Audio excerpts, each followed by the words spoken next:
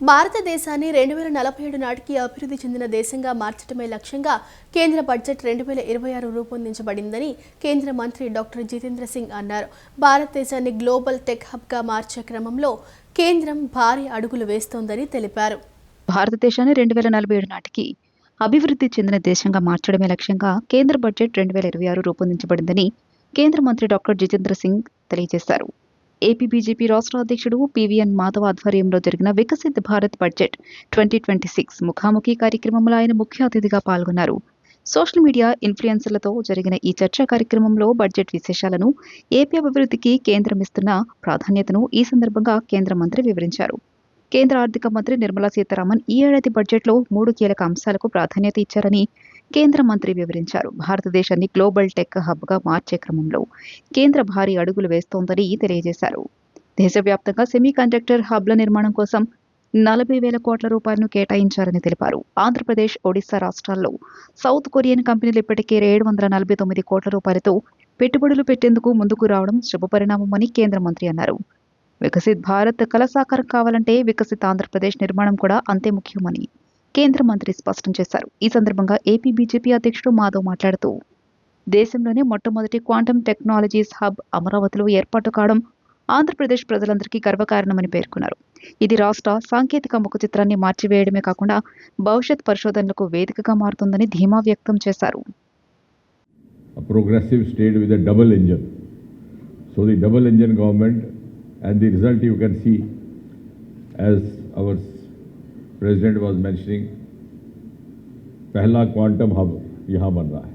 तो देखिए, that is the magic of the double engine government.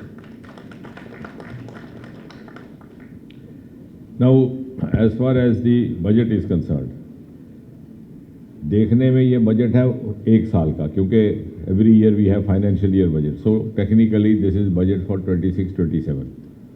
But the road map is for next 25 years. So this is a long-term economy strategy for India, this budget,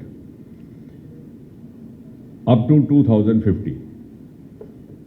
And that will also include 2047, जिसको कि मोदी जी ने विकसित भारत का target रखा है. Main features, this is a budget focusing on structural reforms so as to create a new economic order which lives up to global benches, which has a global role to play, क्योंकि अब India is one of the frontline nations in the world. अब हम किसी से पीछे नहीं है और दुनिया भी हमें देख रही है to give them lead. So this is a budget which is aiming at a robust economy driven by cutting edge technology. That is why this quantum event also happening on the same day.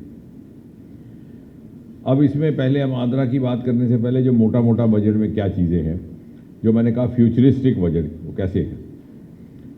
अब सारा उसमें नहीं जाएंगे, अध्यक्ष जी ने आपको सारा slides बता दिया. मोटा मोटा बिंदु which has going to have a global bearing. For example, biopharma Shakti 10,000 crore. अब उसका क्या इंपॉर्टेंस है कि all over the world economist का ये कहना है the next industrial revolution is going to be biotechnology driven.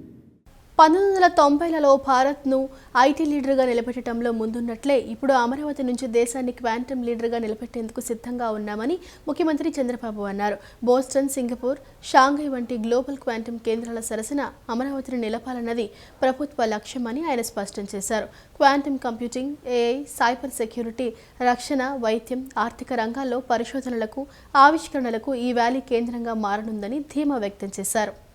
రాష్ట్ర భవిష్యత్ విద్యార్థులపైనే ఆధారపడి ఉందని, అందుకే తన ఆశలన్నీ వారిపైనే ఉన్నాయని ఏపీ సీఎం చంద్రబాబు అన్నారు. తుళ్లూరు మండలం ఉద్దండరాయనపాలెంలో అమరావతి క్వాంటమ్ వ్యాలీ భవన నిర్మాణానికి శనివారం ముఖ్యమంత్రి చంద్రబాబు, కేంద్ర సైన్స్ అండ్ టెక్నాలజీ శాఖ మంత్రి డాక్టర్ జితేంద్ర సింగ్ కలిసి శంకుస్థాపన చేశారు. శంకుస్థాపన అనంతరం సభలో మాట్లాడారు. మన యువత సాంకేతిక రంగంలో క్వాంటమ్ వేగంతో దూసుకెళ్తోందన్నారు. క్వాంటమ్ మిషన్లో భాగంగా ఇక్కడి నుంచి ఉత్పత్తి, సరఫరా చేస్తామని చెప్పారు. ఈ క్వాంటమ్ కంప్యూటింగ్ సెంటర్ దేశానికి గేమ్ చేంజర్ అవుతుందని తెలిపారు. 1990లో భారత్ను ఐటీ లీడర్గా నిలబెట్టడంలో ముందున్నట్లే ఇప్పుడు అమరావతి నుంచి దేశాన్ని క్వాంటం లీడర్గా నిలబెట్టేందుకు సిద్ధంగా ఉన్నామని అన్నారు. బోస్టన్, సింగపూర్, షాంఘై వంటి గ్లోబల్ క్వాంటం కేంద్రాల సరసన అమరావతిని నిలపాలన్నది ప్రభుత్వ లక్ష్యమని ఆయన స్పష్టం చేశారు. Quantum computing, AI, cyber security, రక్షణ, వైద్యం, ఆర్థిక రంగాల్లో పరిశోధనలకు, ఆవిష్కరణలకు ఈ వ్యాలీ కేంద్రంగా మారనుంది. ఈ ప్రాజెక్టు ద్వారా దాదాపు 88,000 ఉద్యోగాలు సృష్టించవచ్చని అంచనా వేస్తున్నారు. ప్రభుత్వం నిర్దేశించుకున్న ప్రణాళిక ప్రకారం ఈ ఏడాది ఆగస్టు నాటికి భవన నిర్మాణం పూర్తి చేసి డిసెంబర్ నాటికి క్వాంటం కంప్యూటర్ను పూర్తి స్థాయిలో ఏర్పాటు చేయాలని లక్ష్యంగా పెట్టుకున్నారు. We are laying the foundation for India's leadership in the global quantum revolution. We are standing at a global inflection point. The United Nations has declared this year the International Year of Quantum Science and Technology.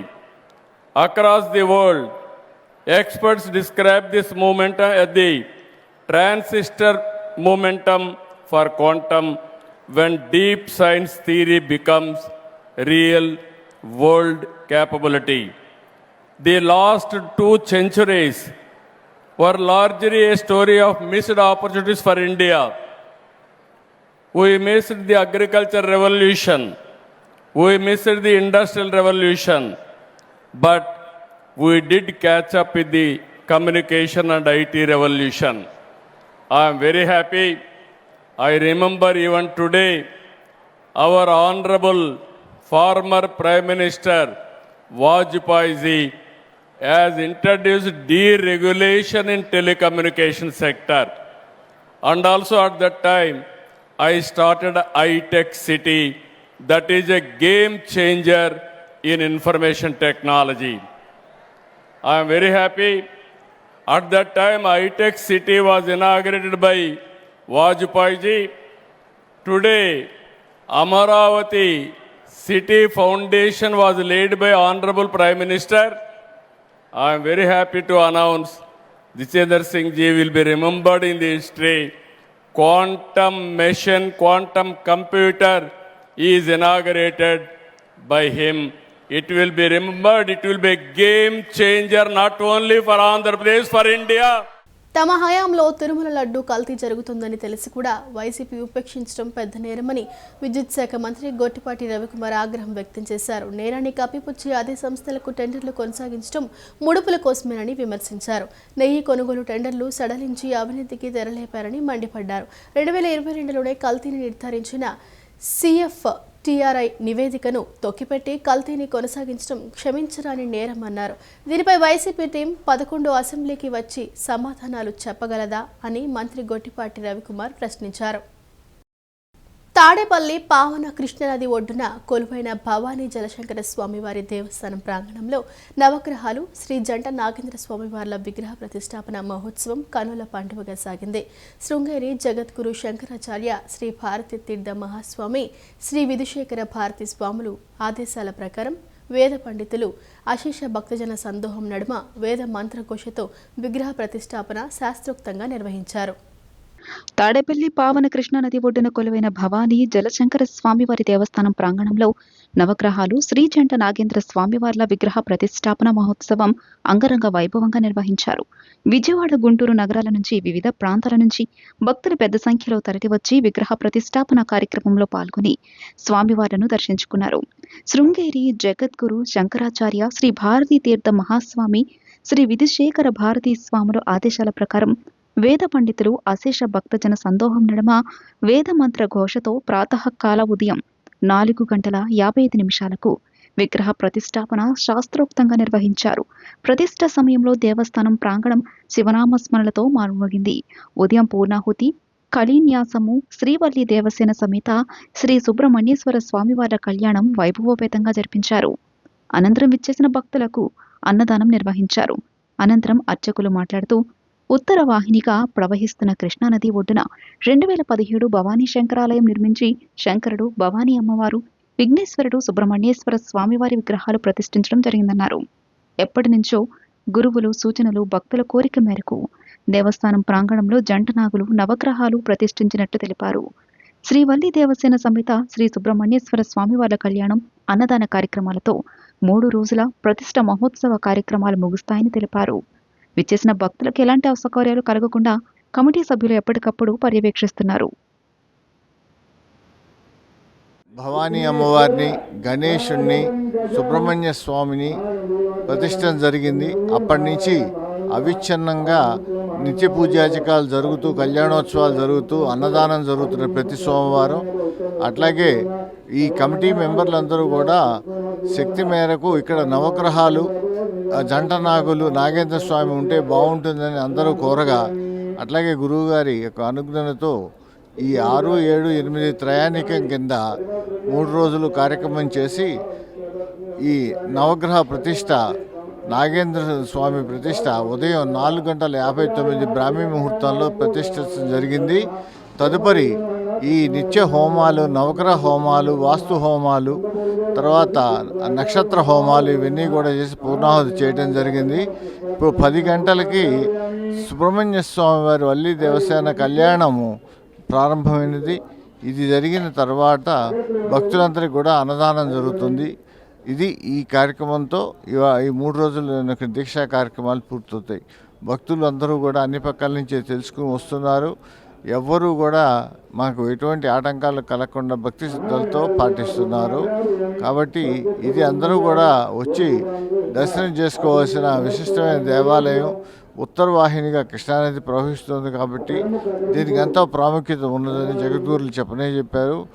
6వ తారీఖున కూడా గన్నవరం స్వామీజీ, కమలానంద భారతి స్వామి కూడా వచ్చి ఇదే మాట చెప్పడం జరిగింది. కాబట్టి భక్తులందరినీ కోరేది ఏంటంటే ఒక్కసారి ఇటువైపు వచ్చి ఈ దేవాలయాన్ని చూసి ఆ జగద్గురుల యొక్క ఆశీస్సులు తీసుకోవాల్సిందిగా కోరుతున్నాను. శ్రీ గురుభ్యో నమః. ఈత అనేది కేవలం శారీరక వ్యాయామం మాత్రమే కాదు, అది ప్రాణాలను కాపాడగల గొప్ప నైపుణ్యమని జిల్లా కలెక్టర్ లక్ష్మీశ తెలిపారు. గత 26 ఏళ్లుగా నిరంతరంగా కృష్ణా రివర్ క్రాస్ ఈత పోటీలను నిర్వహిస్తున్న ఆక్వా డెవిల్స్ వెల్ఫేర్ అసోసియేషన్ సేవలు అభినందనీయమని కొనియాడారు. యువతలో ధైర్యం, ఆత్మవిశ్వాసం, క్రమశిక్షణ పెంపొందేందుకు ఇలాంటి కార్యక్రమాలు ఎంతో ఉపయోగకరమని తెలిపారు. సమాజానికి ఉపయోగపడే ఈ ప్రయత్నాలకు జిల్లా యంత్రాంగం తరపున పూర్తి సహకారం అందిస్తామని హామీ ఇచ్చారు. ఆక్వా డెవిల్స్ వెల్ఫేర్ అసోసియేషన్ ఆధ్వర్యంలో కృష్ణా నది ఒడ్డున నిర్వహించిన 26వ కృష్ణా రివర్ క్రాస్ ఈత పోటీలు ఘనంగా ఉత్సాహభరిత వాతావరణంలో జరిగాయి. పోటీలో పాల్గొనడానికి చిన్నారుల నుంచి యువత వరకు పెద్ద సంఖ్యలో క్రీడాకారులు హాజరయ్యారు.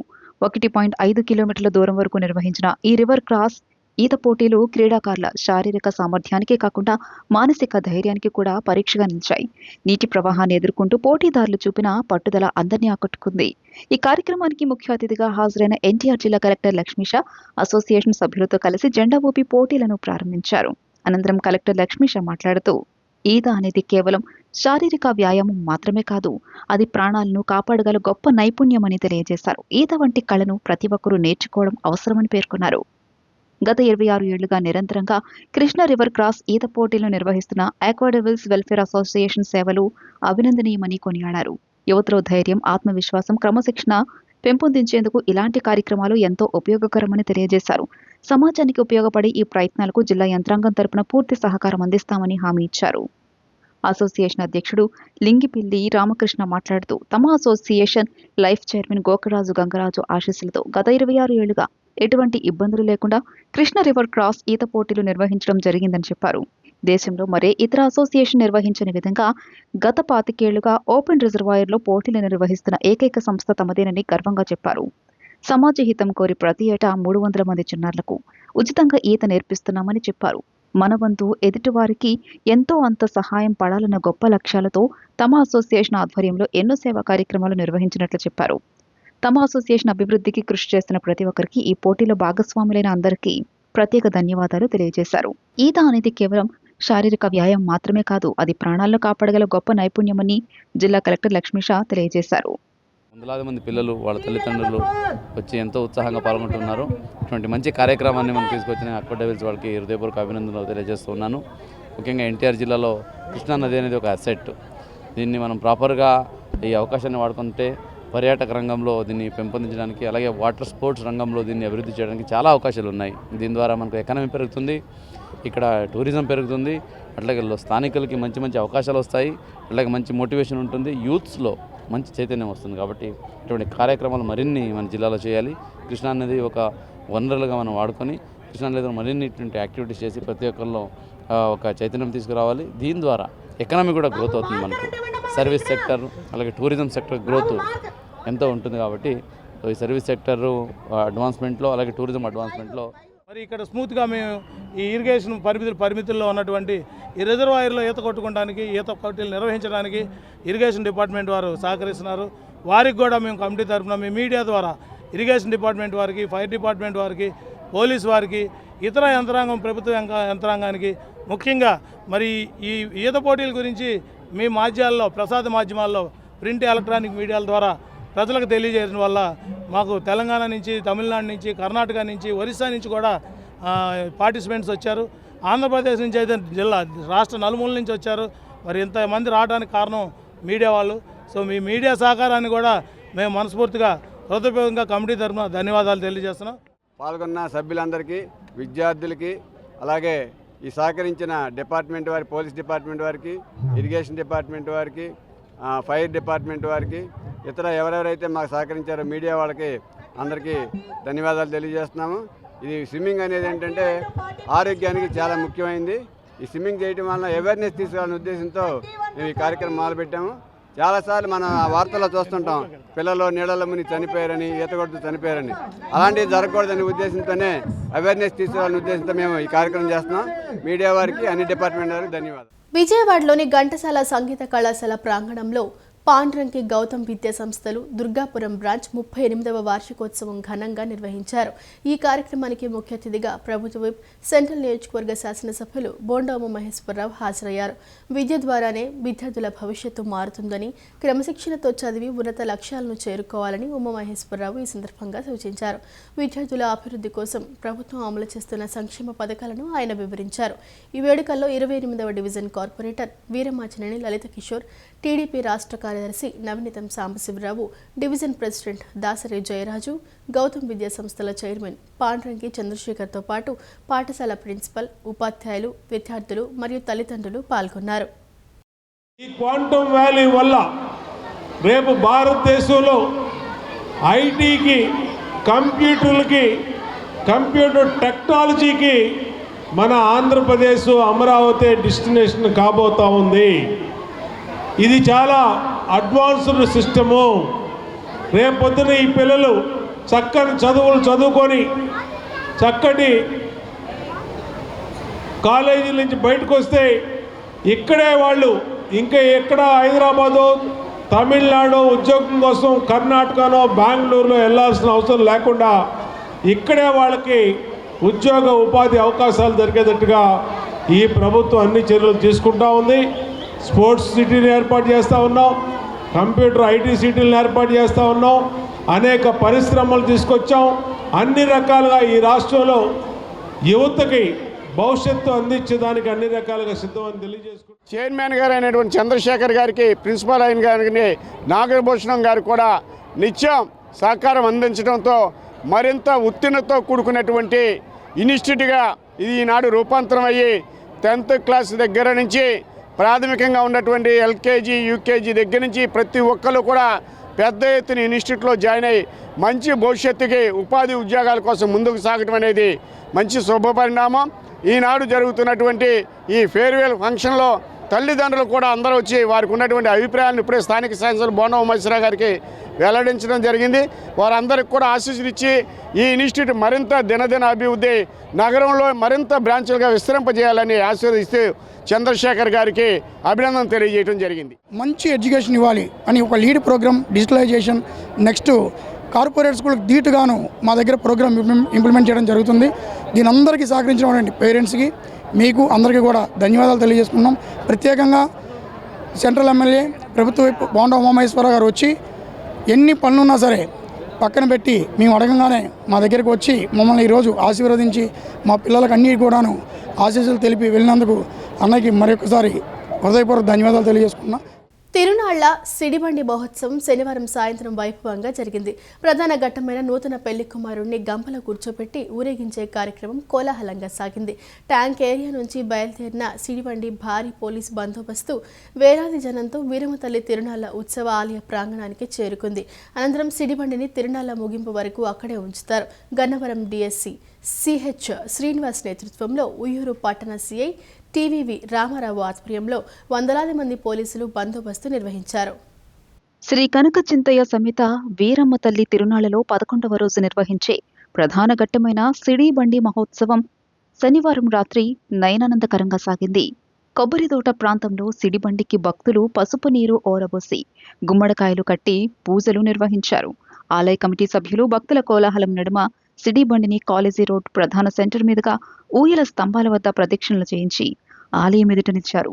దళితవాడ నుంచి సిఆర్పీఎఫ్ విశ్రాంత మేజర్ శివన్న కుమారుడు ఉయ్యూరు విక్రమ్ సింహ పెండ్లి కుమారుడిగా చలువ కావిళ్లతో ఊరేగింపుతో సిడిబండి వద్దకు చేరుకున్నారు. సాంప్రదాయం ప్రకారం సిడిబండి బుట్టలో విక్రమ్ సింహను కూర్చోబెట్టి ఆలయ ప్రదక్షిణలు చేయించారు. అనంతరం అమ్మవారి ఆలయానికి ఎదురుగా సిడిబండిని నిలిపి 3 సార్లు సిడి ఆడించారు. సిడి ఆడే క్రమంలో అశేష భక్తజనం ఈ ఉత్సవాన్ని కనులారా వీక్షిస్తూ అరటిపండు విసురుతూ భక్త పారవశ్యం చెందారు. గన్నవరం డీఎస్పీ సిహెచ్ శ్రీనివాసరావు, పలువురు సిఐలు, ఎస్ఐలు బందోబస్తును పర్యవేక్షించారు. మచిలీపట్నం ఎంపీ వల్లభనేని బాలశౌరి అమ్మవారిని దర్శించుకుని పూజలు జరిపించారు. అమ్మవారికి చీర, సారే సమర్పించారు. గుడిదల మేరీమాత ఉత్సవాలు బందోబస్తు ఏర్పాట్లను సిపి ఎస్వి రాజశేఖర్ బాబు పరిశీలించారు. ఆధునిక సాంకేతిక పరిజ్ఞానాన్ని వినియోగించి పటిష్టమైన బందోబస్తుతో భక్తులకు భద్రత కల్పిస్తున్నామన్నారు. అన్ని కీలక ప్రాంతాల్లో సీసీ కెమెరాలు ఏర్పాటు చేసి నిరంతరం పర్యవేక్షిస్తున్నామని అన్నారు. అధికారులు, నిర్వాహకులకు పలు సూచనలు చేశారు.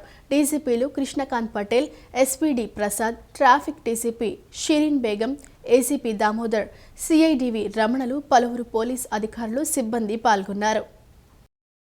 విజయవాడ ఇంద్రకీలాద్రి కనకదుర్గమ్మ వారి దర్శనానికి వచ్చే భక్తుల సౌకర్యార్థం చేపట్టిన దుర్గాఘాట్ వద్ద ఇంజనీరింగ్ విభాగం ఆధ్వర్యంలో పూడికతీత పనులు వేగంగా జరుగుతున్నాయి.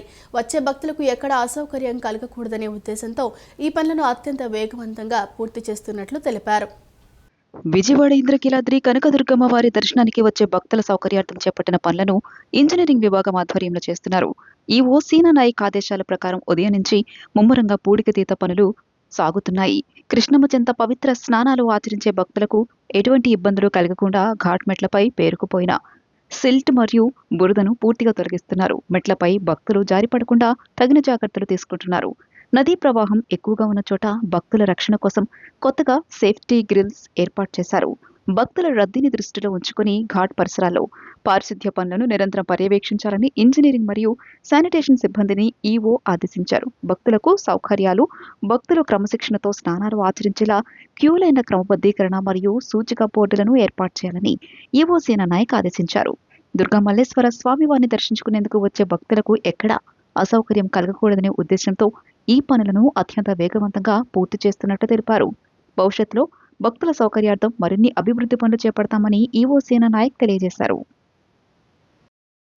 విజయవాడ కృష్ణలంక 20-21 డివిజన్లు దోమల నివారణ రణదివే నగర్లో అవుట్ఫాల్ డ్రైన్లు నిర్మించాలని కోరుతూ సిపిఎం ఆధ్వర్యంలో నిరసన చేపట్టారు. ఈ కార్యక్రమంలో సిపిఎం నగర కార్యదర్శి దోనిపూడి కాశీనాథ్ పాల్గొని స్థానికులు, పార్టీ శ్రేణులతో కలిసి పెద్ద ఎత్తున నినాదాలు చేశారు. అనంతరం కాశీనాథ్ మీడియాతో మాట్లాడుతూ డ్రైనేజీ డ్రైనేజీ సమస్యలతో ప్రజలు అల్లాడిపోతుంటే మరోపక్క విజయవాడ నగరపాలక సంస్థ నిద్రలో జోగుతోందని విమర్శించారు. స్వచ్ఛ సర్వేక్షణ్, స్వచ్ఛంద్ర కార్యక్రమాల పేరిట పరిశుభ్రత చేయకుండా కాలయాపన చేస్తున్నారని మండిపడ్డారు. దోమల బారి నుంచి ప్రజలను కాపాడాలని నగరపాలక సంస్థను కాశీనాథ్ డిమాండ్ చేశారు. కృష్ణలంక, రణదివే నగరం మొత్తం 2 ప్రాంతాల్లో కూడా విస్తృతమైనటువంటి రీతిలో పెరుగుతూ ఉన్నటువంటి దోమల వ్యాప్తిని అరికట్టేటువంటి దానికి బయాలజిస్టు నిద్రపోతా ఉన్నాడా అని చెప్పని అడుగుతా ఉన్నాం. నగరపాలక సంస్థ బయాలజిస్టు ఏం చేస్తున్నాడని చెప్పనేటువంటిది ప్రశ్నిస్తూ ఉన్నాం. అందుకని బయాలజిస్టు దీనికి సంబంధించినటువంటి ప్లాన్ ప్రకారం, పథకం ప్రకారం చేయాల్సినటువంటి ప్లానింగ్ ఏమి లేకుండా ఎంతసేపు కూడా అవినీతికి పాల్పడేటువంటి పద్ధతిలో జరుగుతూ ఉన్నటువంటి దీన్ని అరికట్టాలి. తక్షణం ఇక్కడ ఉన్నటువంటి అధికారులు, ఉన్నత అధికారులు జోక్యం చేసుకోవాలి. దోమల నివారణ అరికట్టేదానికి ప్రయత్నం చేయాలి. అలాగే కూటమి ప్రభుత్వం కూడా విజయవాడ నగరం మీద దృష్టి పెట్టాల్సినటువంటి అవసరం ఉంది. విజయవాడ నగరం మీద మాటలు తప్ప అంతా అమరావతి చుట్టూ తిరగడం కాదు, విజయవాడ నగరం మీద కూడా దృష్టి పెట్టాల్సినటువంటి అవసరం ఉంది. ఇక్కడ మీరు ప్రతిపక్ష పాత్ర పోషించాల్సినటువంటి పద్ధతుల్లో చేయకపోయినా కనీసం ప్రజల అవసరాలైనా తీర్చండి అని చెప్పనేటువంటిది కూడా కూటమి ప్రభుత్వంలో ఉన్న ప్రధాన భాగస్వామి తెలుగుదేశం వాళ్ళకి ఈ సందర్భంగా సూచిస్తూ ఉన్నాం.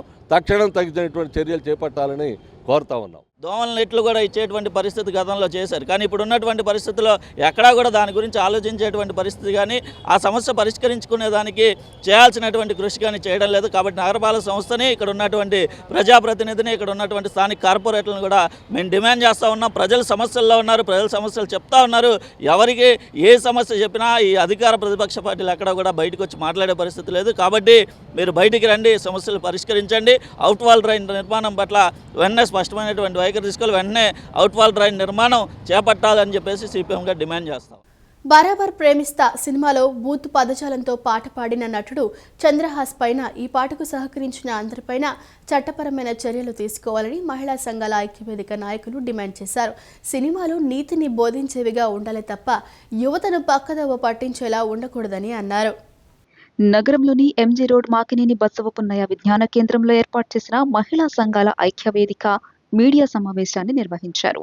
ఐద్వా రాష్ట్ర కార్యదర్శి వి సావిత్రి మాట్లాడుతూ, బరాబర్ ప్రేమిస్తా సినిమాలో మహిళల మనోభావాలను దెబ్బతీసేలా హద్దులు దాటి అసభ్యకరమైన పాట రాసిన, బాణీలు అందించిన, పాట పాడిన వారిపై కేసు నమోదు చేయాలని డిమాండ్ చేశారు. ఈ సినిమా ప్రచార కార్యక్రమంలో భాగంగా జరిగిన సమావేశంలో నటుడు చంద్రహాస్ అసభ్యకరంగా పాట పాడుతుంటే అగ్ర హీరోలు ముందు వరుసలో కూర్చుని వినటం దారుణమన్నారు. సినిమాల్లో ఇలాంటి అశ్లీలమైన, నీచమైన పదజాలాన్ని వాడటం దుర్మార్గమన్నారు. సోషల్ మీడియాలో నుంచి తక్షణమే ఈ అశ్లీల పాటను తొలగించాలని డిమాండ్ చేశారు. NFIW రాష్ట్ర కార్యదర్శి దుర్గాభవాని మాట్లాడుతూ, పాటను సెన్సార్ బోర్డు వెంటనే నిషేధించాలని డిమాండ్ చేశారు. సినిమాలు నీతిని బోధించేవిగా ఉండాలి తప్ప యువతను పక్కదోవ పట్టించేలా ఉండకూడదన్నారు. POW కార్యదర్శి పద్మ మాట్లాడుతూ, ప్రస్తుతం వస్తున్న సినిమాల్లో అశ్లీలత, అసభ్య పదజాలం విశృంఖలంగా మారిందన్నారు. సినిమాలను ప్రచారం చేసుకోవడానికి కూడా ఇలాంటి నెగిటివ్ను ఎక్కువగా వాడుతున్నారన్నారు. తక్షణమే కారకులపై కేసు నమోదు చేసి చర్యలు తీసుకోవాలని హాజరైన మహిళా సంఘాల నేతలంతా డిమాండ్ చేశారు.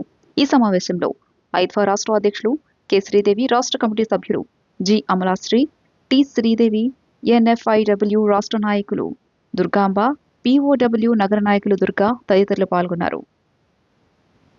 ఎవరైతే ఈ పాటలు పాడిన వాళ్ళు కానీ, రాసిన వాళ్ళు కానీ, బాణీలు అందించిన వాళ్ళపైన కూడా ఈరోజు చర్యలు తీసుకోవాలి. అసలు పాట ఎట్లా రాస్తారు? అంత అసభ్యకరమైన పాట రాస్తారా? వాళ్ళ ఇంట్లో మహిళలు లేరా, చెల్లెలు లేరా? అందుకని ఇప్పటికైనా మేము ముక్తకంఠంతో నిలదీస్తున్నాము. ఒకవేళ సెన్సార్ బోర్డు ఇప్పటికైనా సినిమాను బ్యాన్ చేయకపోతే, ఆ సినిమాలో ఉండే అసభ్యకరమైన వాటిని తొలగించకపోతే మాత్రం భవిష్యత్తులో మహిళా సంఘం అందరం కలిసి ఆ సినిమాను బ్యాన్ చేసేదానికి మేము పెద్ద ఎత్తున ఆందోళన చేస్తామని కూడా ఈ సందర్భంగా సెన్సార్ బోర్డును రాష్ట్ర ప్రభుత్వాన్ని హెచ్చరిస్తున్నాం. కాంట్రవర్సీ చేయాలని అనుకుంటున్నారా? అది నిజమా?